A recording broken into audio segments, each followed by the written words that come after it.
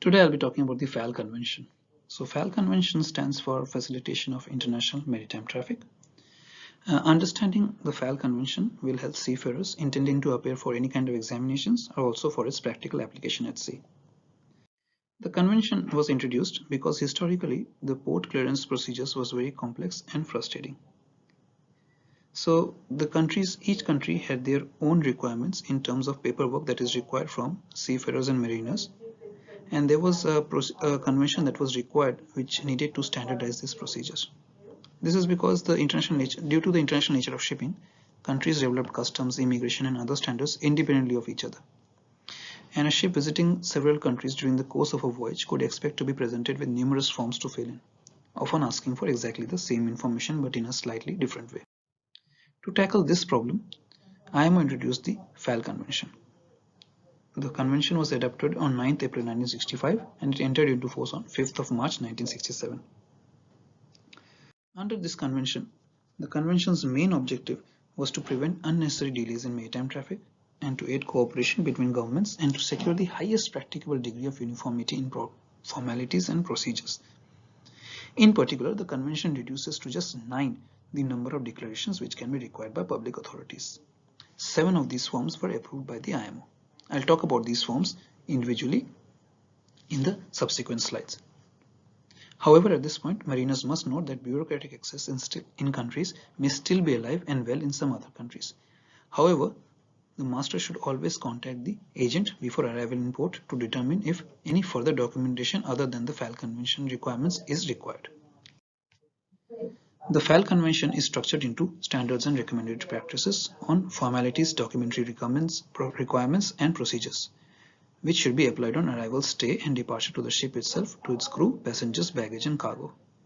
The Convention defines standards as internationally agreed upon measures which are necessary and practicable in order to facilitate the international maritime traffic, and recommended practices as measures the application of which is desirable. Ports. This convention has become very important today in terms of ports that are trying to compete with one another through the criteria of improved turnaround time of ships.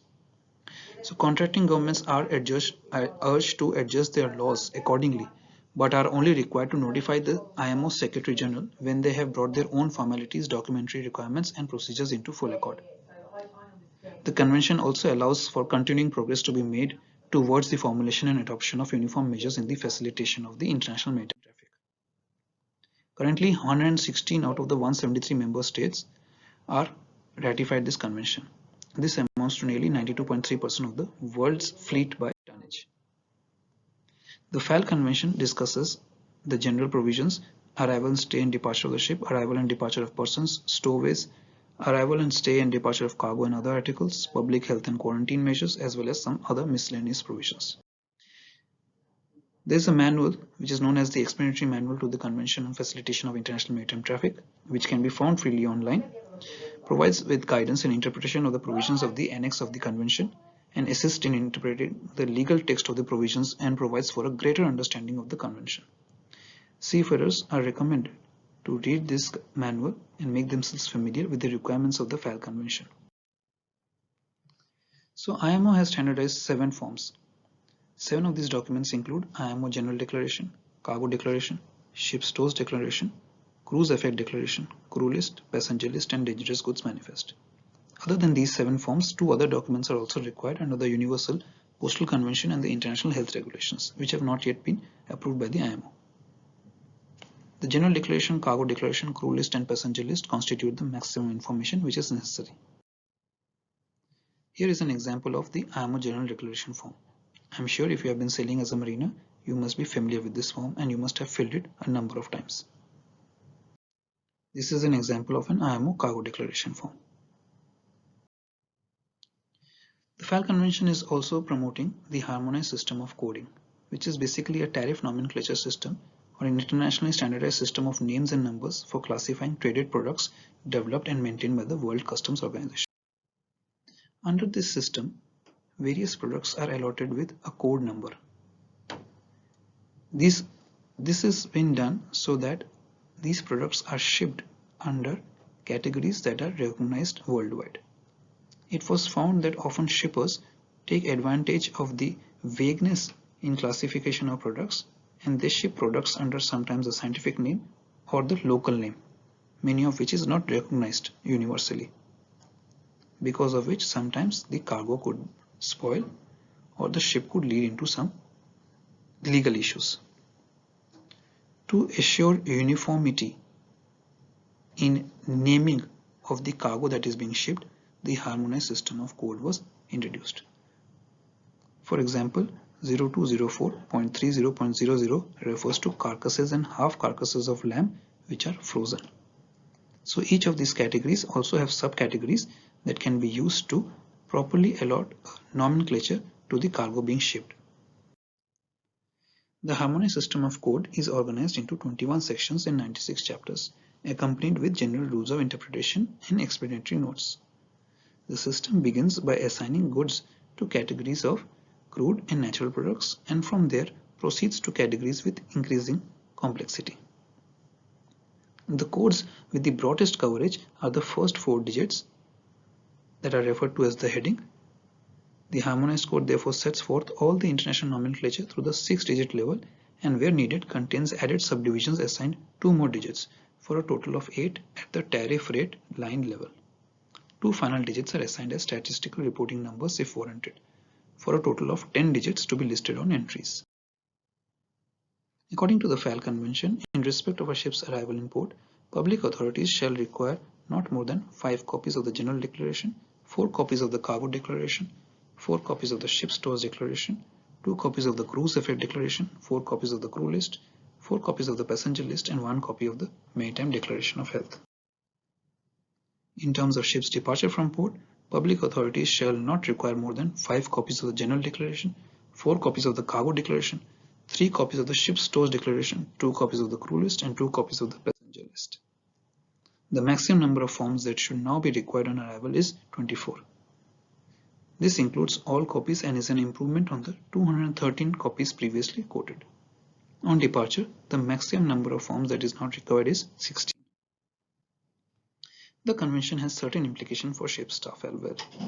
According to the convention, crew should always declare the correct number of items that are owned personally by them. Often in many countries, wrongful declaration can lead to imprisonment or heavy fines personally on the ship's crew as well as the ship. Each state's requirements should be respected.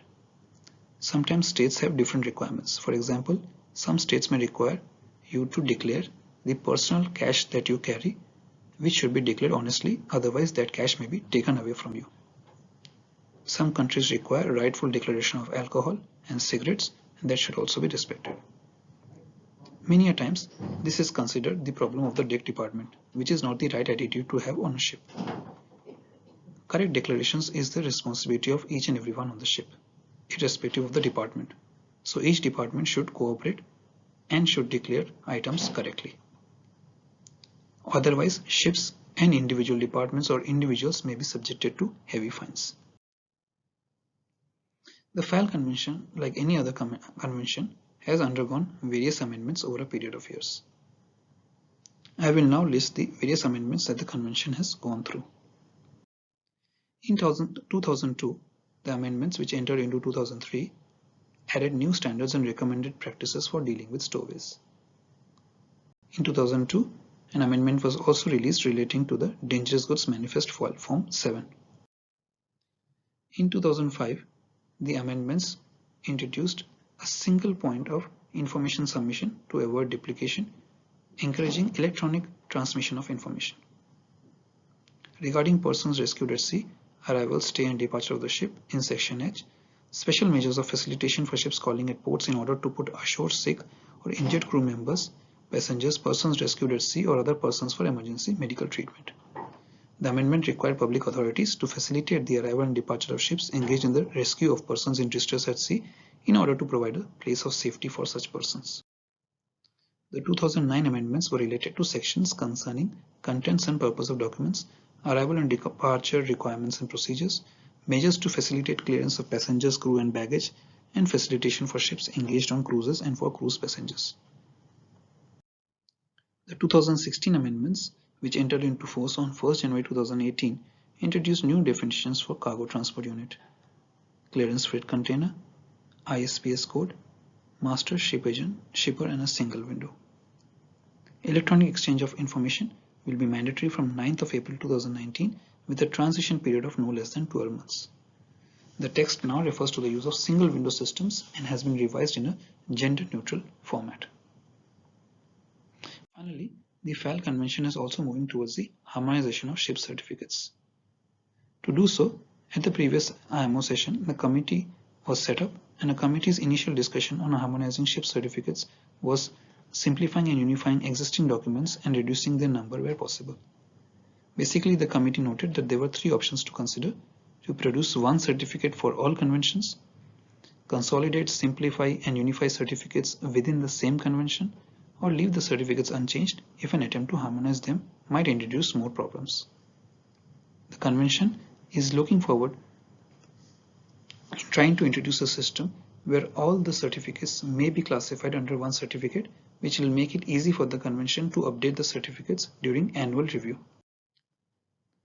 The convention is also coming out with guidelines on minimum standards for the training of port marine personnel, for which another correspondence group has been established.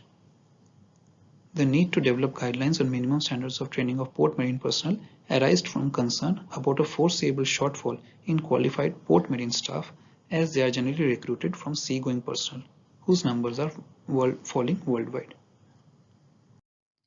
Finally, a working group on ship-port interface is reporting to the FAL committee suggesting the development of such guidelines which would focus on port marine operation aspects only and encompass the following areas: pilotage, vessel traffic services, tug assistance services, mooring services, and some other services.